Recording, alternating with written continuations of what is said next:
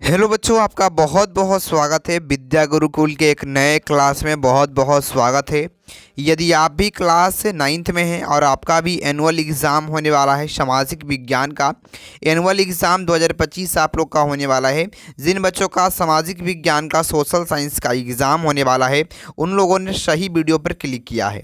आपका जो विषय कोड होने वाला है वो 111 रहने वाला है, तो सभी लोग इसको ज़रूर देख कर जाएंगे। यही आप लोग का 100% सभी जगह का, पूरे बिहार का यही क्वेश्चन रहने वाला है, 2 कॉपी। इसलिए सभी लोग इसको ज़रूर देख लेंगे। नंबरिंग में भी कोई बदलाव नहीं रहेगा, सभी एक ही क्वेश्चन रहेंगे। ठीक है, आपके कुल 80 ऑब्जेक्टिव प्रश्न देखने को मिलने वाला है और यह कुल 80 नंबर का ये परीक्षा होने वाला है। सामाजिक विज्ञान सोशल साइंस का होने वाला है 80 नंबर का। ठीक है, तो सभी लोग इस वीडियो को अंत तक ज़रूर देखेंगे ताकि आपका भी बेहतर अंक प्राप्त हो सके।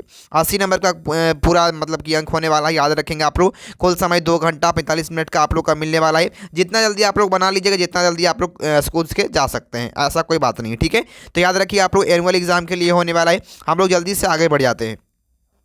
पहले आपको सेक्शन ए देखने को मिलेगा, जिसमें आपको वस्तुनिष्ठ प्रश्न ऑब्जेक्टिव प्रश्न देखने को मिलेंगे। 80 ऑब्जेक्टिव प्रश्न रहेंगे, जिसमें से 40 प्रश्नों का जवाब मतलब कि आधा जवाब देना है आप लोग को। ठीक है, और इसके लिए आपको 40 नंबर कुल मिलेगा। आगे बढ़ जाते हैं जल्दी से हम लोग। तो पहले नंबर सवाल में हम लोग जल्दी से बढ़ जाते हैं और आगे आपको हम यह भी बताएंगे कि आप लोग को ये जो PDF है वो कहाँ पर मिल सकता है। आप लोग को मान लीजिए डायरेक्ट PDF लेने का मन है तो कहाँ से आप लोग ले सकते हैं, ये भी हम लोग आगे बताएंगे। तो पहला नंबर सवाल आपके सामने आ चुका है कि उत्तमाशा है ना अंतरिप की खोज किसने की थी, ये बताइए बाबू, किसके द्वारा किया गया था। तो उत्तमाशा अंतरिप की जो खोज है और किसके द्वारा किया गया था। तो ऑप्शन नंबर आपका डी करेक्ट होने वाला है बच्चों, याद रखिएगा। डी नंबर जवाब आपका सही होने वाला, याद रखेंगे।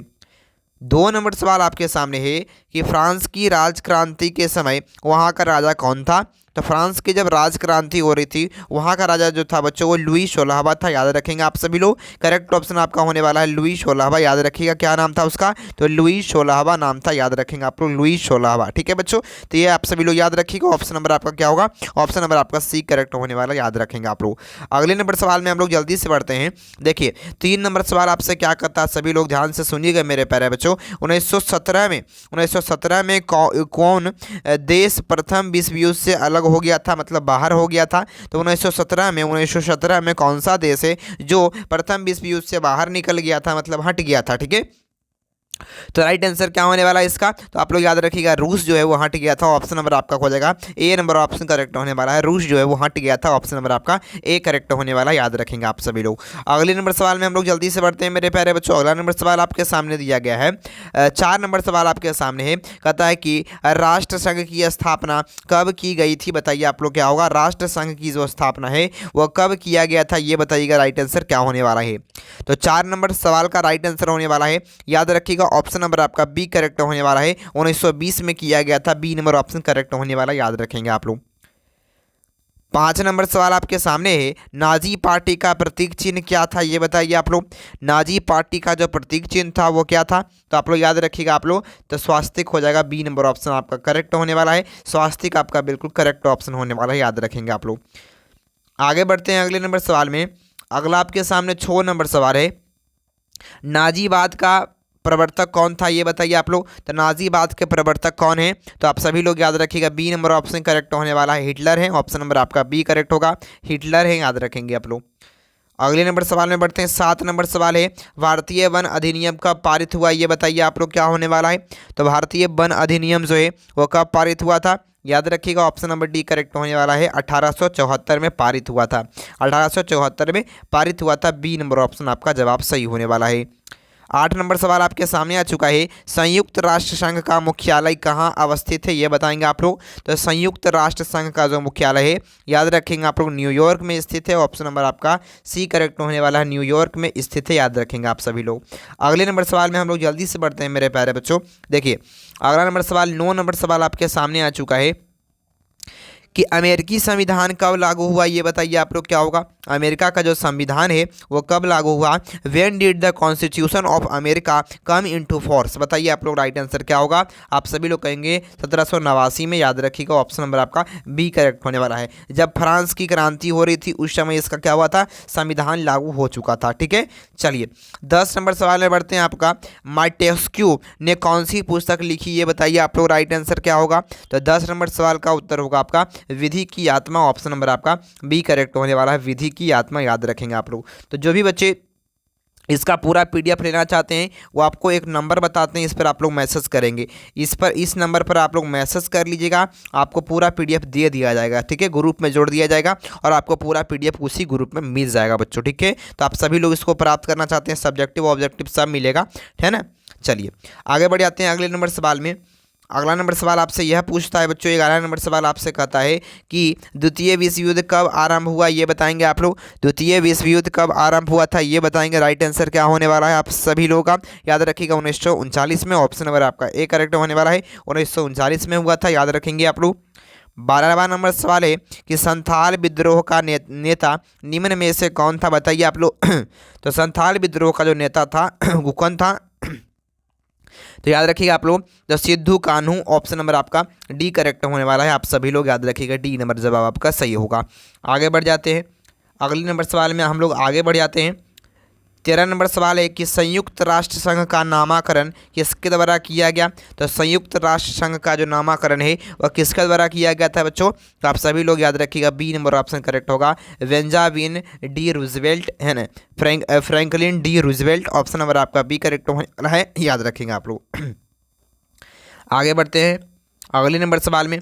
14 नंबर सवाल कहता है कि क्षेत्रफल की दृष्टि से भारत का विश्व में कौन सा स्थान है? तो क्षेत्रफल की दृष्टि से जो है भारत में विश्व का 7वां स्थान है। याद रखिएगा 7वां स्थान है।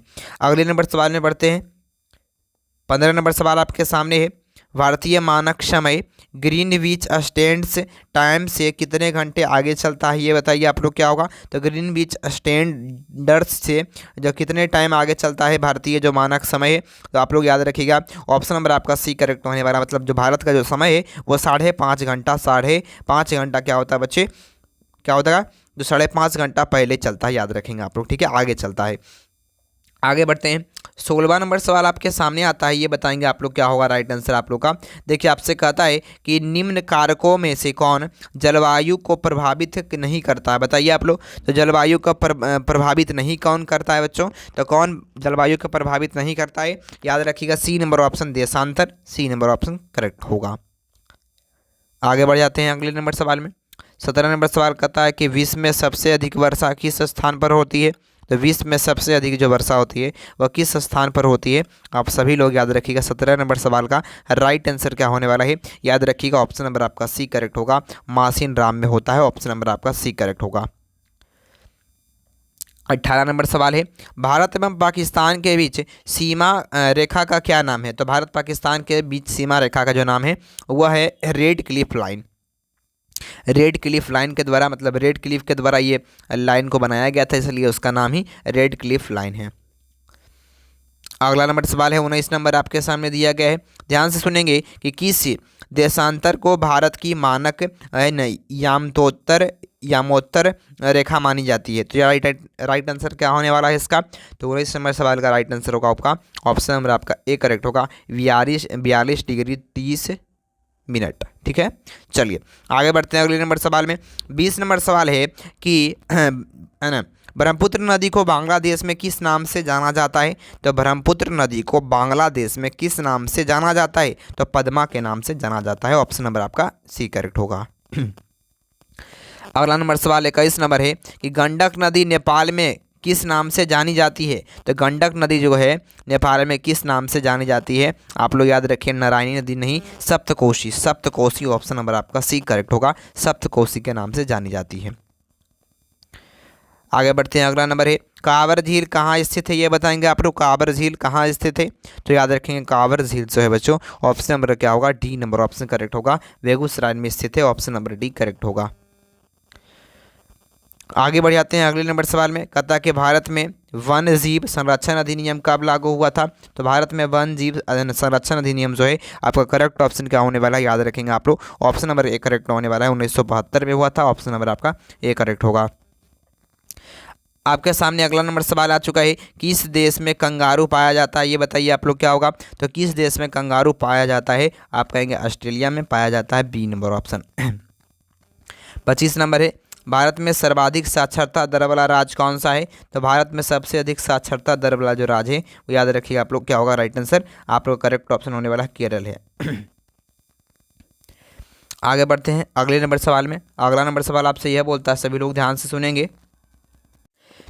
तो देखिए राइट आंसर क्या होगा, निम्न देशों में से कौन विषुवत रेखा के नज़दीक आता है? बताइए, नज़दीक पड़ता है विषुवत रेखा के नज़दीक कौन सा देश पड़ता है? तो याद रखिएगा ऑप्शन नंबर आपका सी करेक्ट होने वाला है, भूटान बिल्कुल करेक्ट होगा। आगे बढ़ते हैं अगले नंबर सवाल में। अगला नंबर सवाल आपके सामने आता है, बताइएगा कि बांग्लादेश कब आज़ाद हुआ था? इसका आप लोग कमेंट बॉक्स में जवाब दीजिएगा। आप लोग को पता होगा तो बांग्लादेश कब आज़ाद हुआ था? चार ऑप्शन आपके सामने चारों दिए गए हैं, सभी लोगों को जिनको भी पता होगा इसका जवाब जरूर देंगे, ठीक है। चलिए आगे बढ़ते हैं। अगला नंबर सवाल है, सिंधु जल समझौता कब हुआ था? ये बताइए आप लोग, राइट आंसर क्या होने वाला है? सिंधु जल समझौता कब हुआ था? तो 28 नंबर सवाल का राइट आंसर आप लोग क्या होने वाला है बच्चों? ऑप्शन नंबर आपका डी करेक्ट होने वाला है, 1965 में हुआ था। 1965 में सिंधु जल समझौता हुआ था।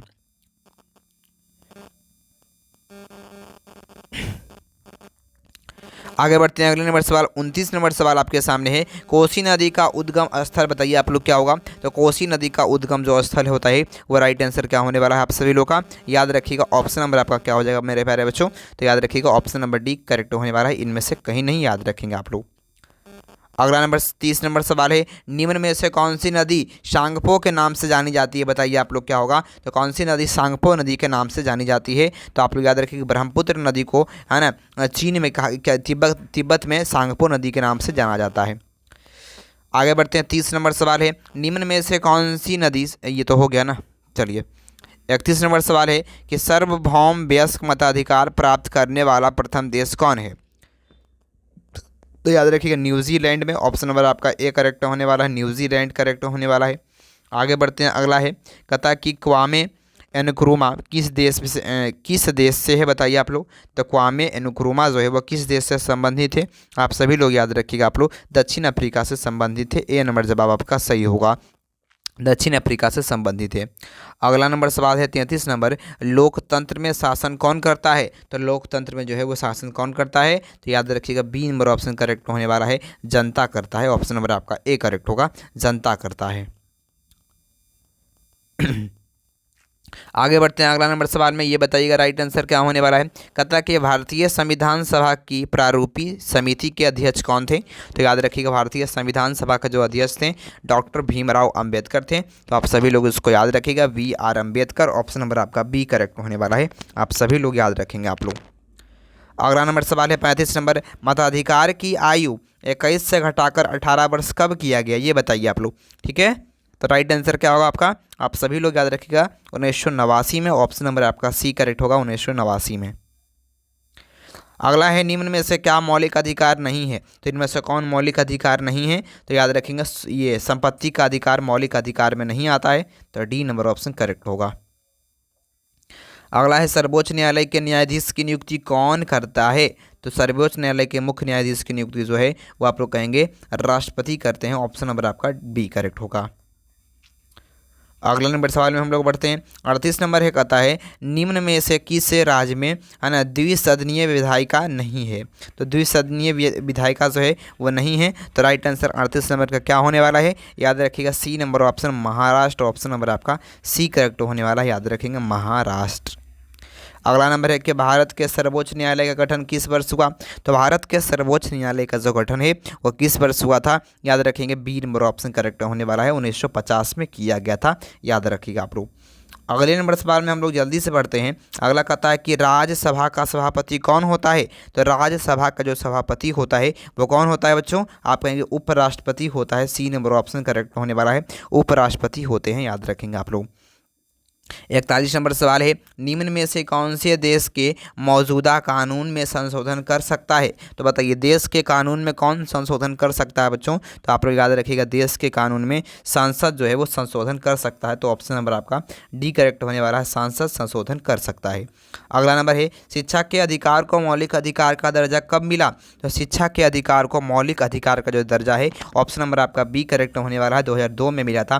तो बी नंबर ऑप्शन आपका करेक्ट होने वाला है, 2002 में मिला था, याद रखेंगे। शिक्षा के अधिकार का मौलिक जो दर्जा है वो 2002 में मिला था।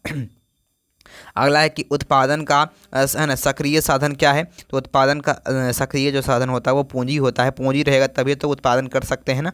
चलिए आगे बढ़ते हैं अगले नंबर सवाल में। अगला आपके सामने आता है कि भूमि का पारिश्रमिक कहलाता है, क्या कहलाता है? तो भूमि का पारिश्रमिक जो है वो क्या कहलाता है? आप लोग याद रखिएगा, बिल्कुल आपका करेक्ट ऑप्शन होने वाला है, ऑप्शन नंबर डी करेक्ट होगा, लगान कहलाता है, याद रखेंगे आप लोग। अगला है कि गरीबी के दुष्चक्र की अवधारणा किसने दी? तो गरीबी के दुष्चक्र की जो अवधारणा है वो किसके द्वारा दिया गया था? याद रखिएगा ऑप्शन नंबर सी करेक्ट होगा, रैगनर नक्श के द्वारा दिया गया था, ऑप्शन सी करेक्ट होगा। आगे बढ़ते हैं अगले नंबर सवाल में। 46 का था कि देश की प्रमुख आर्थिक समस्या क्या है? तो देश की प्रमुख आर्थिक जो समस्या होगी वो आप लोग कहेंगे इनमें से सभी, ऑप्शन नंबर आपका डी करेक्ट होने वाला है, इनमें से सभी, ऑप्शन नंबर डी करेक्ट होगा। अगला है 47 नंबर, निम्न में से क्या नकदी फसल है? बताइए आप लोग क्या होगा? तो इनमें से कौन नकदी फसल है? आप सभी लोग याद रखिएगा बी नंबर ऑप्शन करेक्ट होने वाला है, एक जो है वो नकदी फसल है, याद रखेंगे आप लोग। अगला है 48 नंबर, कहता है कि बिहार में जीवन निर्वाह का मुख्य साधन क्या है? तो याद रखिएगा बिहार में जीवन निर्वाह का जो मुख्य साधन है वो कृषि पर निर्भर होते हैं लोग, ऑप्शन नंबर आपका सी करेक्ट होगा। आगे बढ़ते हैं अगले नंबर सवाल में। कहता कि खाद्यान्न का बफर स्टॉक किस संस्था के द्वारा किया जाता है? तो खाद्यान्न का जो बफर स्टॉक है वो एफसीआई करता है, ऑप्शन नंबर आपका ए करेक्ट होने वाला है, एफसीआई करता है। न्यूनतम मजदूरी अधिनियम किस वर्ष पारित हुआ? तो 50 नंबर सवाल का जवाब क्या होगा? यह क्लास आपका 10th में भी आएगा, मतलब आएगा क्वेश्चन, तो इसलिए आप लोग इसको पढ़ लेंगे, ठीक है। तो राइट मतलब याद रखिएगा, तो राइट आंसर होने वाला है बी नंबर ऑप्शन 1948 में, याद रखेंगे आप लोग। अगले नंबर सवाल में बढ़ते हैं, है ना। उससे पहले आपको बता दें कि जिन बच्चों को इसका पूरा पीडीएफ चाहिए वो इस नंबर पर क्या कर सकते हैं, व्हाट्सअप पर मैसेज करेंगे 8102258257 पर, इस पर मैसेज करेंगे, आप लोग को पूरा पीडीएफ दे दिया जाएगा, ठीक है, ग्रुप में जोड़कर। चलिए आगे बढ़ते हैं। 51 नंबर सवाल है, उत्पादन के प्रमुख साधन कितने हैं? तो उत्पादन के जो प्रमुख जो साधन हैं वो कितने हैं? तो बच्चों याद रखिएगा ऑप्शन नंबर आपका क्या होने वाला है? तो 5 साधन है, ऑप्शन नंबर डी करेक्ट होगा। तीव्र ज्वार का कारण क्या है बच्चों? तो तीव्र ज्वार का जो कारण है वो सबसे हल्का कारण है विषाणु, विषाणु के कारण होता है ज्वार, याद रखेंगे आप लोग। चलिए आगे बढ़ते हैं अगले नंबर सवाल में। एंथ्रेक्स क्या है बच्चों? तो राइट आंसर क्या होगा आपका?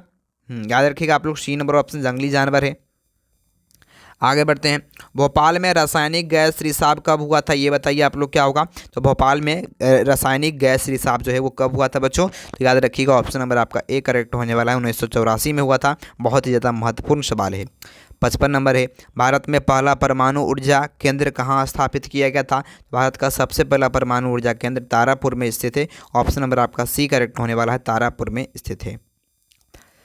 किस नदी को बिहार का शोक कहा जाता है? ये बताइए 56 नंबर का।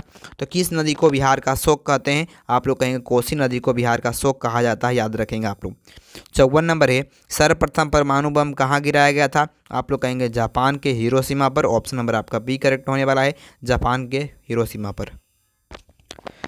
पूंजी के अंतर्गत शामिल है, बताइए आप लोग क्या होगा? तो पूंजी के अंतर्गत कौन शामिल होता है? तो आप सभी लोग याद रखिएगा ऑप्शन नंबर आपका डी करेक्ट होने वाला है, इनमें से सभी याद रखेंगे पूंजी के अंतर्गत शामिल होता है।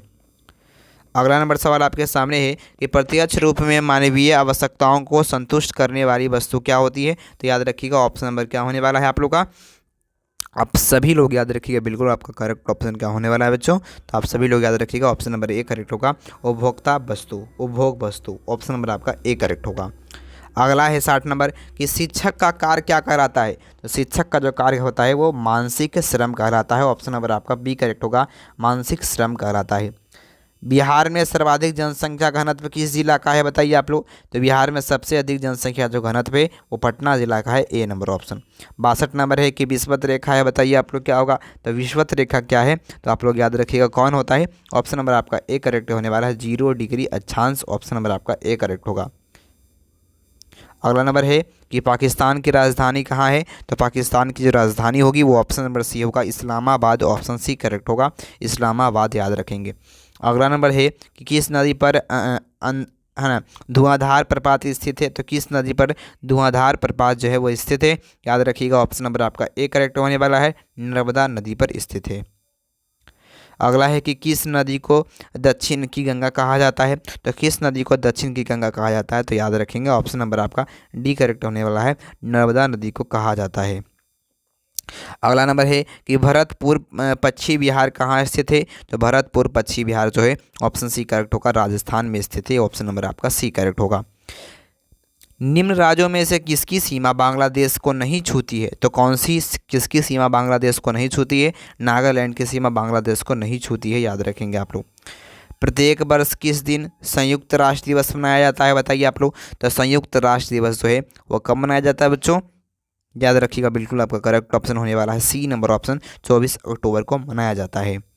आगे बढ़ते हैं, निम्न में से संसार का सर्वोच्च शिखर कौन सा है, तो संसार का सबसे ऊंचा जो शिखर है वो याद रखेंगे आप लोग, ऑप्शन डी होगा, mount Everest. Option number D correct होगा। 70 नंबर है, सन 2011 की जनगणना के अनुसार भारत में लिंगानुपात कितना है, तो 1000 पुरुष पर कितनी महिला, 930। ऑप्शन नंबर आपका ए।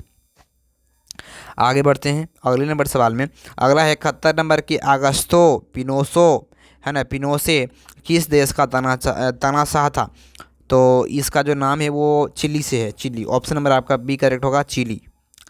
भूदान आंदोलन किसके नेतृत्व में चलाया गया था, तो भूदान आंदोलन जो है वह आचार्य विनोबा भावे के ये नेतृत्व में चलाया गया था। ऑप्शन नंबर ए करेक्ट होगा। हिटलर का जन्म कहाँ हुआ था, तो हिटलर का जो जन्म है वो कहाँ हुआ था बच्चों, आप लोग कहेंगे जर्मनी में हुआ था। ऑप्शन नंबर आपका ए करेक्ट होगा, जर्मनी में हुआ था। आगे बढ़ते हैं अगले नंबर सवाल में। अगला है कि बांग्लादेश का पूर्व का नाम क्या था, तो बांग्लादेश का पुराना नाम क्या है बच्चों, तो आप सभी लोग याद रखिएगा, बांग्लादेश का जो पुराना नाम था वो पूर्वी Pakistan. Option number C correct होगा। निम्न में से कौन उत्पादक है, ये बताइए आप लोग, क्या होगा, उत्पादक बढ़ी। ऑप्शन सी करेक्ट होगा। अगला है पैदल चलते समय हमें किस तरफ चलना चाहिए, तो पैदल चलते समय हमें बाईं ओर चलना चाहिए, बाईं ओर, राइट नहीं, लेफ्ट साइड। अगले नंबर सवाल बढ़ते हैं, रेड इंडियन किन्हें कहा जाता है, तो रेड इंडियन जो है यूरोपीय लोगों को। ऑप्शन सी करेक्ट होगा। वास्को डी गामा किस देश का निवासी था, तो वास्को डी गामा पुर्तगाली था और पुर्तगाल का निवासी था। ऑप्शन नंबर बी करेक्ट होगा। अगला है कि मानस राष्ट्रीय उद्यान कहाँ स्थित है, तो मानस राष्ट्रीय उद्यान जो है वो राइट आंसर आपका होने वाला है, ऑप्शन सी करेक्ट होने वाला है, असम में स्थित है। मानस राष्ट्रीय उद्यान असम में स्थित है। 80 नंबर है कि प्रथम है ना स्टेट में कौन आते थे, तो प्रथम स्टेट में कौन आते थे, तो ऑप्शन नंबर आपका सी करेक्ट होने वाला है, पादरी आते थे, पादरी आते थे प्रथम स्टेट में, याद रखिएगा, ऑप्शन सी करेक्ट होने वाला है। ठीक है, तो जिन बच्चों को ये वीडियो अच्छा लगा हुआ सभी लोग वीडियो को लाइक कर देंगे, सभी लोग वीडियो को अनुरोध करते हैं, सभी लोग वीडियो को लाइक कर देंगे। ठीक है, सभी लोग वीडियो को लाइक कर देंगे। जो नए आए होंगे, अच्छा लगा हुआ वीडियो, चैनल को सब्सक्राइब कर लीजिएगा, ताकि इसी चैनल पर क्लास 10th की भी पढ़ाई होती है बच्चों, तो क्लास 10th की भी पढ़ाई आप लोग कर सकते हैं, जो भी आप लोग को अच्छा लगेगा। और सभी लोग चैनल को सब्सक्राइब कर लेंगे। और जिन बच्चों को इसका पूरा PDF चाहिए, जिनको भी इसका पूरा PDF चाहिए होगा, वो क्या करेंगे, तो वो आप लोग करेंगे नंबर नोट। एक नंबर को लिखें, 81 025 82 657। आप लोग इस पर क्या करेंगे, व्हाट्सएप पर मैसेज करेंगे, आपको व्हाट्सएप ग्रुप में जोड़ दिया जाएगा और सब कुछ आपको दे दिया जाएगा जो भी ग्रुप में डाला जाएगा। ठीक है, बहुत बहुत धन्यवाद, थैंक यू बच्चों।